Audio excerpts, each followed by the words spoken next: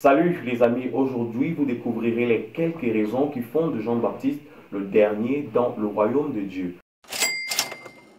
Lisons ensemble Luc chapitre 7, le verset 28. Il est écrit ceci. Je vous le dis, parmi ceux qui sont nés de femmes, il n'y en a point de plus grand que Jean. Cependant, le plus petit dans le royaume de Dieu est plus grand que lui. Aucun verset biblique n'est plus explicite que celui-ci. Par lui, la parole de Dieu montre clairement que les places dans le royaume de Dieu sont stratifiées.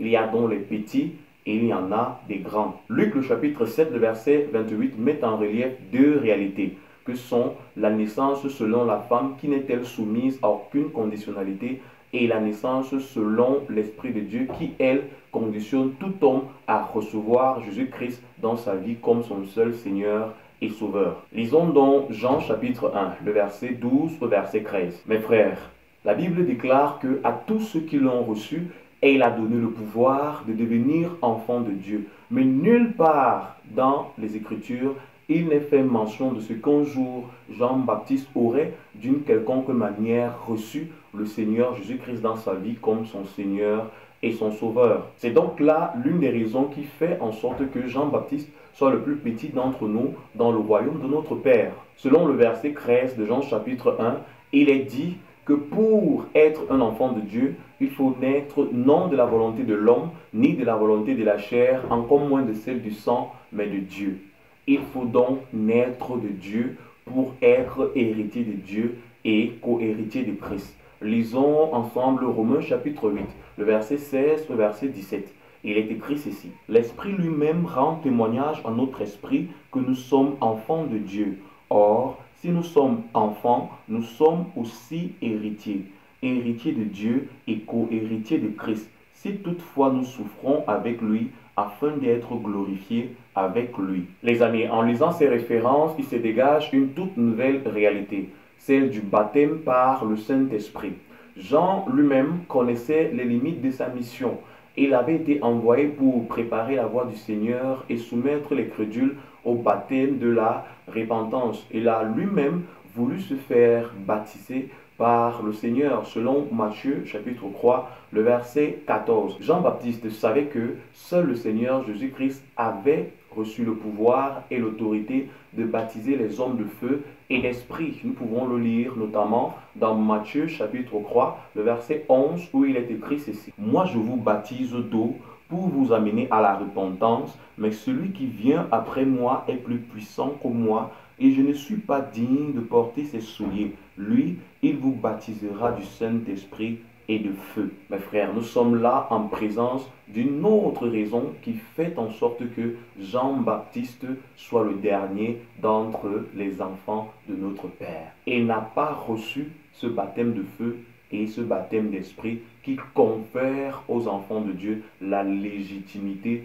de parler sur la terre en tant que fils du royaume des cieux. Vous devez savoir que tous les prophètes d'avant le Christ ont scruté le ciel espérant avoir part au baptême de l'Esprit et de participer à la communion avec les saints. Mais cela ne leur a pas été permis. Lisons pour ce faire 1 Pierre, le chapitre 1, à partir du verset 10 jusqu'au verset 16. Il est écrit ceci. Les prophètes qui ont prophétisé touchant la grâce qui vous était réservée ont fait de ce salut l'objet de leur recherche et de leur investigation, voulant sonder l'époque et les circonstances marquées par l'Esprit de Christ qui était en eux et qui attestait d'avance les souffrances de Christ et la gloire dont elles seraient suivies. Il leur fut révélé que ce n'était pas pour eux-mêmes, mais pour vous qu'ils étaient les dispensateurs de ces choses, que vous ont annoncé maintenant ceux qui ont prêché l'évangile par le Saint-Esprit envoyé du ciel et dans lesquels les anges désirent plonger leur regard.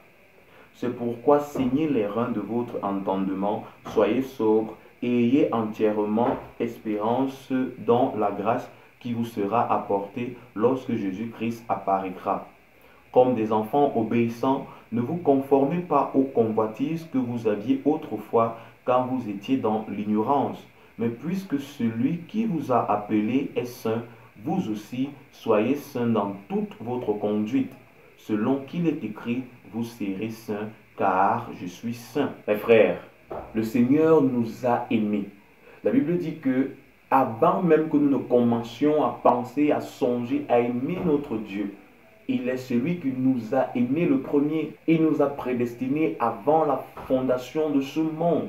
Il nous a établis là où nul ne pouvait nous établir. C'est la raison pour laquelle chaque jour de nos vies, en tant que chrétiens, nous devons toujours considérer ce que le Seigneur nous a accordé comme privilège. Dans l'épître aux Colossiens chapitre 1, le verset 12 au verset 13, il est écrit ceci.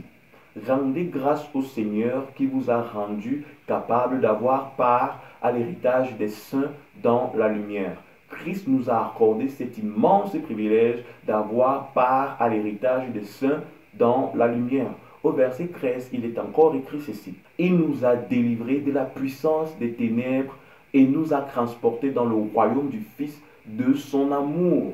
Les prophètes qui nous ont précédés ont voulu bénéficier de cette grâce, mais aucun d'entre eux n'en a eu le privilège. Mais à nous chrétiens, à nous enfants de Dieu, le Seigneur nous a permis de nous bomber le torse et de battre la main sur la poitrine, disant, nous sommes des rachetés. Nous sommes un peuple élu, un peuple qui n'avait pas été prévu par les hommes de ce monde, mais un peuple sur qui le Seigneur a plongé son regard de grâce et son regard d'amour. Jean-Baptiste est donc un très grand homme de Dieu, mais le chrétien que vous êtes l'est encore plus.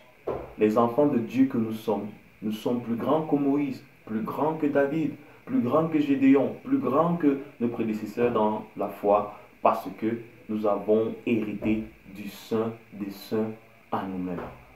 Raison pour laquelle tous les jours, je ne cesserai de vous inviter à être des combattants et des fervents défenseurs de l'évangile de Christ. Parce que vous êtes des élus, vous avez été appelés des ténèbres pour l'admirable lumière. Marchons comme des enfants de la lumière. Marchons comme des défenseurs de notre Père céleste qui a accepté de laisser passer sa propre gloire pour nous racheter et pour nous faire participer dans cette même gloire. Que le Seigneur prenne soin de vous. Shalom.